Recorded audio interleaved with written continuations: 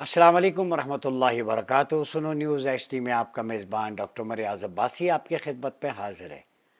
नाज़रीन, आज बजट पेश किया जा रहा है और उसी सिलसिले में हमने जिस मौजू का इंतखाब किया है, मईशत, इक़्तिसादियात और बजट इस्लामी तनाजुर में।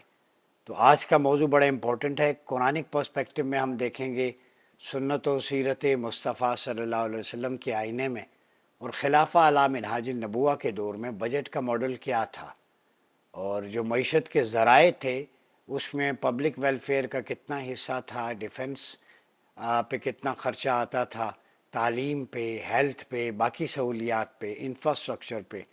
तो ये सारी चीज़ें हम इसलिए बयान करेंगे कि पाकिस्तान चूँकि मदीना सानी है और इसकी निस्बतें मदीना तैयबा के साथ हैं, तो यहाँ का बजट भी जो है वो उसी मॉडल के तहत होना चाहिए जो आप सल्लल्लाहु अलैहि वसल्लम के दौर में था, जो खिलाफत राशिदा के दौर में था।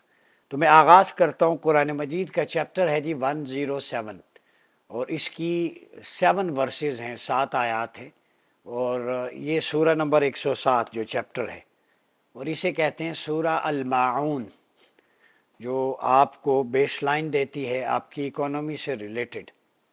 ठीक है, इसमें माशरे के अंदर माशरती जो सेटअप है, सोशल डेवलपमेंट वो कैसे होनी है, स्पिरिचुअल एसेंस क्या होगी, इकोनॉमिक डेवलपमेंट कैसे होगी, उस सारे मॉडल को ये सूरा अपनी 7 वर्सेस के अंदर बयान करती।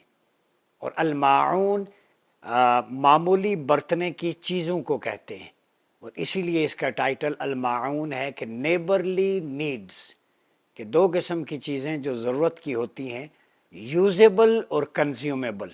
ये दो तरह की इस्तेमाल करने वाली चीज़ें हैं। कंज्यूमेबल वो होती हैं कि जो एक दफ़ा इस्तेमाल हो जाएं तो वो फिर दोबारा काबिल इस्तेमाल नहीं रहती, डाइजेस्ट हो जाती। मसलन आपका खाना है, गंदम है, दूध है, ठीक है, खाने पीने की जितनी अशिया ये कंज्यूम हो जाती हैं बॉडी के अंदर, आपने खा ली तो अब दोबारा यूज़ नहीं होगी, तो ज़ाहिर डाइजेस्ट होंगी। यूजेबल वो होती हैं पॉट्स, बर्तन, ठीक है, जैसे ग्लास हो गया, जग हो गया, ठीक है, आपके डिशेस हो गई, कि ये यूजेबल हैं, कि आपने एक दफ़ा इस्तेमाल की, दोबारा इसको धो के तो आप अपने नेबर्स को, कोई आरेतन आपसे मांगता है तो ये यूजेबल हैं, उसके काम आ जाती हैं। For the time being guest आ जाएं तो फिर आप उससे पलट के वापस ले लेते हैं। तो ये अलमाउन का मतलब यही है कि चाहे वो आइटम्स यूजेबल हों या कंज्यूमेबल हों, ठीक है, उन दोनों में इक्वालिटी और इक्तिसाद किस तरह मैनेज करना है, आइए कुरान मजीद से पूछते हैं। सूरा अल माऊन ये कुरान मजीद की मुख्तसर सूरतों में से एक है, जैसे सूरा अल कौसर सबसे मुख्तसर सूरत है, लेकिन इसके पैगामात जो हैं, जो मैसेजेस हैं, इसके थीम्स और लेसन्स बड़े गहरे हैं, बड़े मौसर हैं।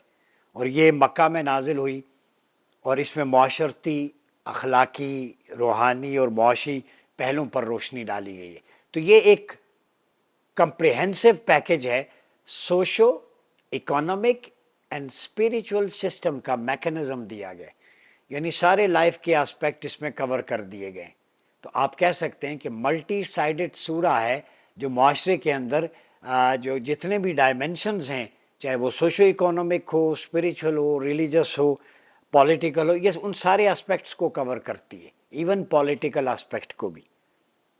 और इस सूरत का जो सेंट्रल आइडिया है वो है रियाकारी, दिखलावा जिसे हम कहते हैं, दिखाने के लिए बेहिसी मुआशरे के अंदर जो होती है। पड़ोस में नहीं पता होता बच्चे पड़ोसियों के वो खाने से हैं या नहीं, अगले दिन पता चलता है माँ ने बच्चों समेत नहर में छलांग लगा दी। तो अपने पड़ोस का, इर्द गिर्द का अहवाल रखना, उनकी ख़बर रखना, उस हवाले से तो बेहिसी भी इसमें एक मौजू है ये कुरान का। तो अब आप समझ जाएं कि दीन सिर्फ इबादत तक, मस्जिद तक महदूद नहीं है।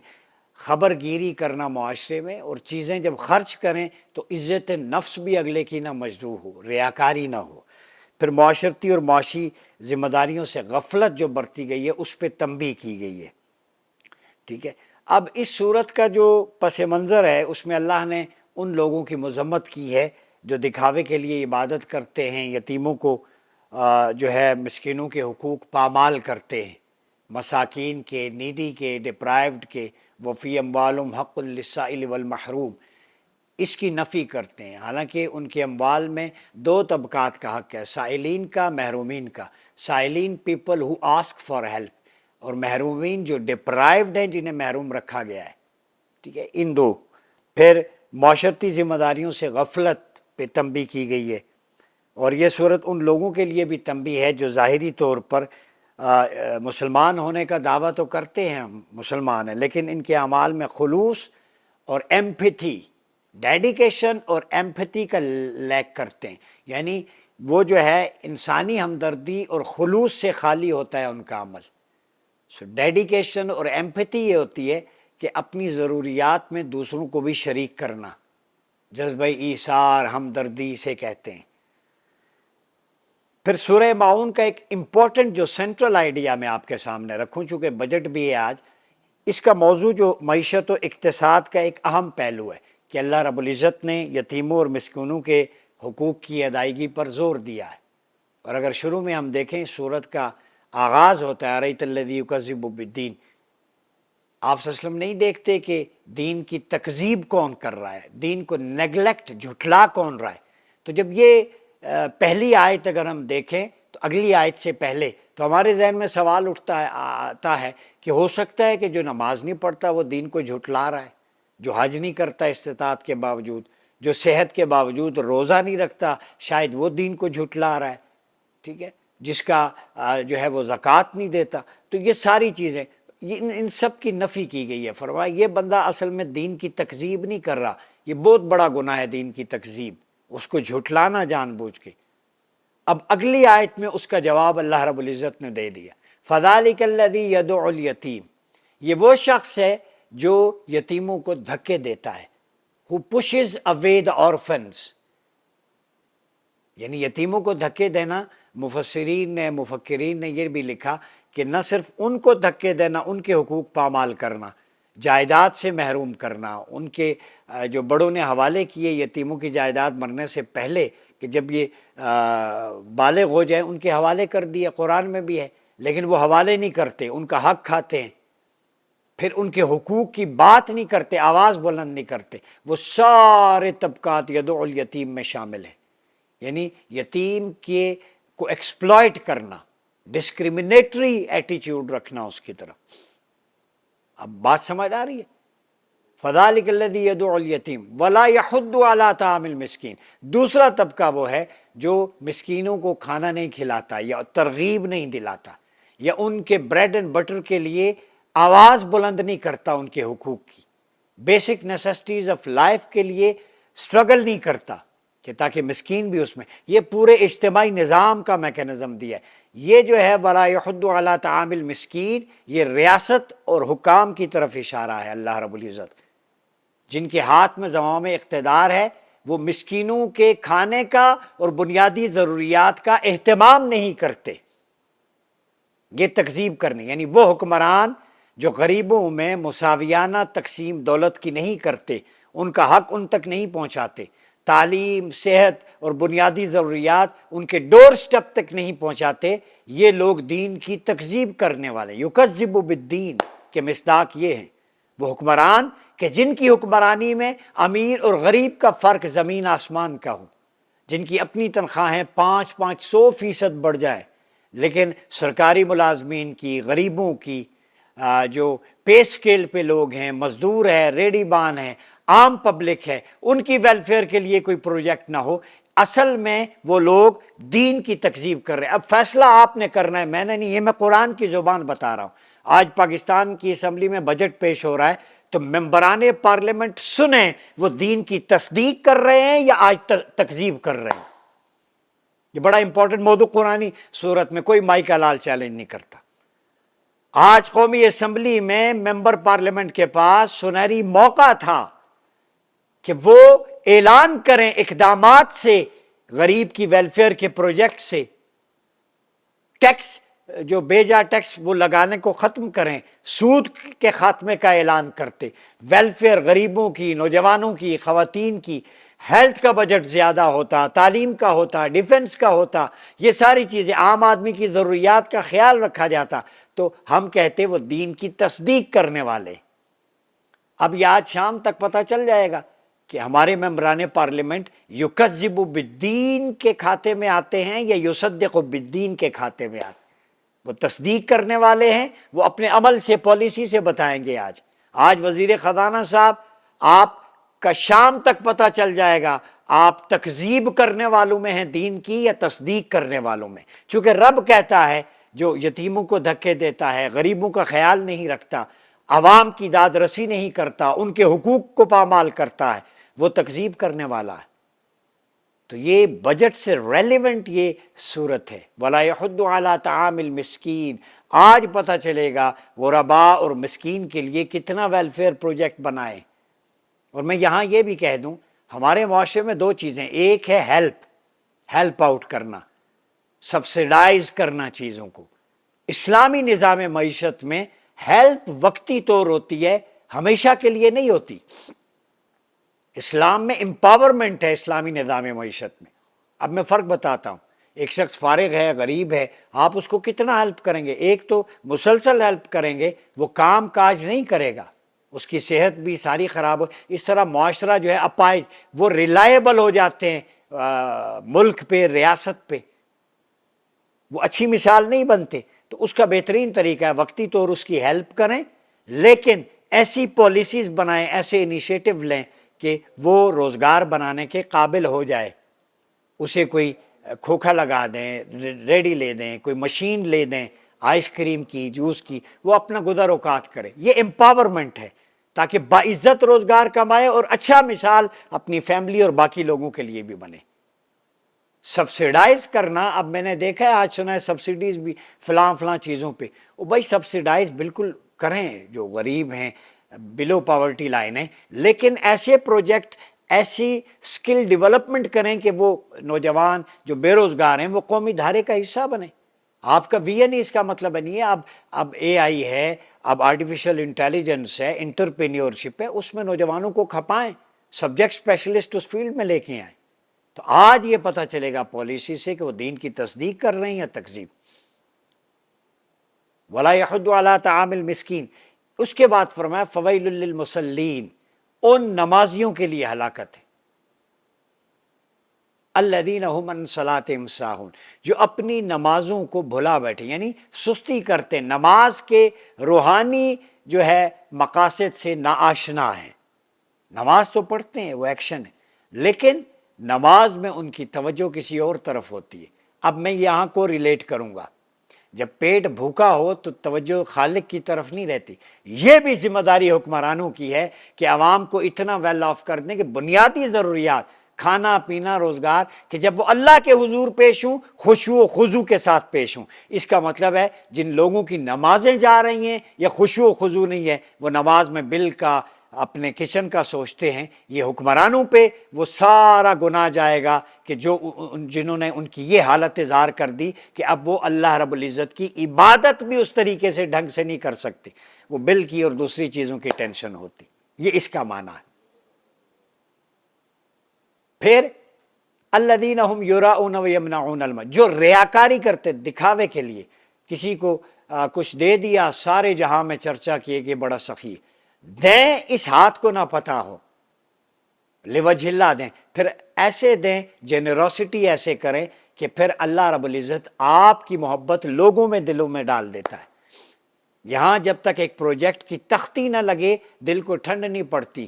پرائم منسٹر، چیف منسٹر کے ان کے دستے اقدس سے یہ لگا۔ مجھے ایک تختی خلافت راشدہ کے ماڈل میں بتا دیں، سیدنا عمر نے تو 43 جو نئے نظام متعارف کروائے تھے، انیشیٹوز، عمر لاز جنہیں کہتے ہیں، ولیات، ایک پہ بھی کوئی تختی بتا دیں مجھے۔ تو یہ کلچر ختم کریں۔ تو آج جو بجٹ پیش ہو رہا ہے اس میں بنیادی طور پہ سورہ الماعون کا جو لیسن ہے، وَفِي أَمْوَالِهِمْ حَقٌّ لِلسَّائِلِ وَالْمَحْرُومِ، کہ ان کے مال میں سائلین اور محرومین کا حق ہے۔ اب میں سیرت کی روشنی میں، یہ تو قرآن ہو گیا، قرآن مجید میں ایک اور جگہ سیدنا ابراہیم کی دعا ہے، رب اجعل ھذا البلد آمنا وارزق اہلہ من الثمرات۔